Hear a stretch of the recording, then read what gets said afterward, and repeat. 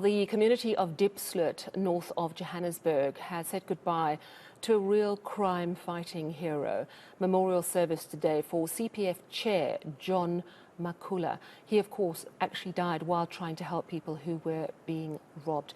We know that the community has for years complained about high crime levels. They eventually did get a police station built in their area, but they still say there's a clear lack of visible policing.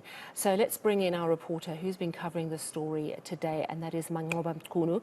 Manqoba, you are in Diepsloot, north of Johannesburg this evening. Obviously a very, very sad day for this community. To say goodbye to someone who was trying their very best to deal with the high crime rate.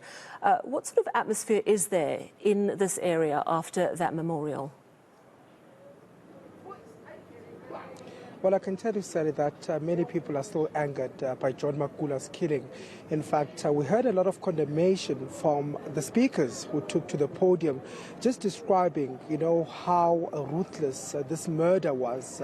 This was a man that was at the forefront of fighting crime in this community, and at the time that he had been killed, he was actually responding to robbery in this area. So it's left many people, devastated, but also saying that this should not be in vain, given that, this is an indication of just how bad the crime is here in this community. The fact that you have somebody who spent so many years trying to fight this very issue of crime being killed so brutally in this community. And I can tell you, Sally, that many of the residents are quite angered by John Makula's killing. But not only that, the fact that even now there's been no intervention as far as crime is concerned, no lasting solutions as far as crime is concerned. I just remember some of the stories that community members were sharing about John Makula, saying that this was somebody who went out of his way, who would even buy airtime with the little money that he had to ensure that he's reachable at all times. He was somebody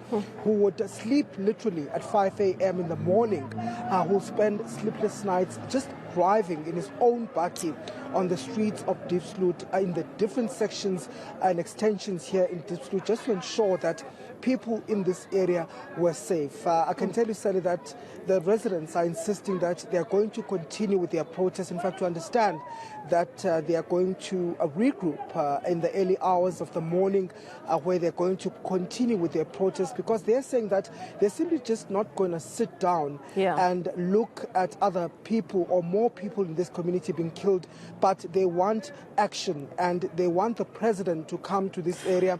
And they're not going to stop up until that happens. The police minister was also here, but the residents saying that they want the president to come here, and they're going to continue with their protest. They had given the presidency, remember, 24 hours yesterday to respond appropriately to some of their issues. The response that they received yesterday, they said they were not happy with that response. So, Sally, as things stand, it's still quite tense, and residents are saying that they're still going to return to the streets. Yeah, so as you mentioned, that letter was sent from the presidency yesterday, which didn't give any details, just said we're setting up a team.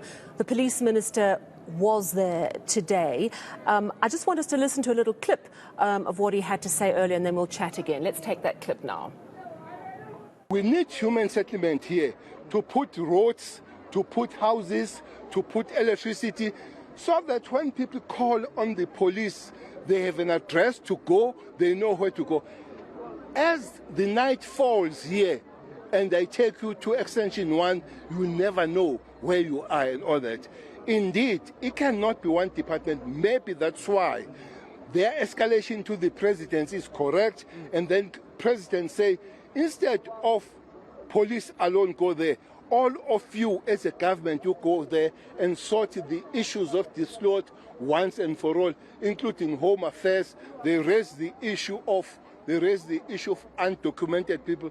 And indeed, I don't want to sound xenophobic, but to arrest people. Our own cops that were killed here were killed by people that are not from here. And the people that were arrested for the death or for the attack of the lady and the son, were arrested 6 people here who are not South Africans.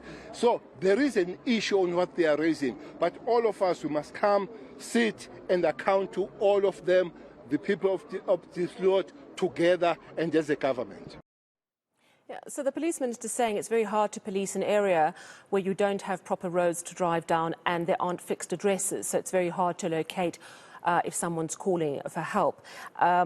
Also, making a point about people who are in this country illegally. I'm wondering how his message has been received. What did people say to what the minister's message was?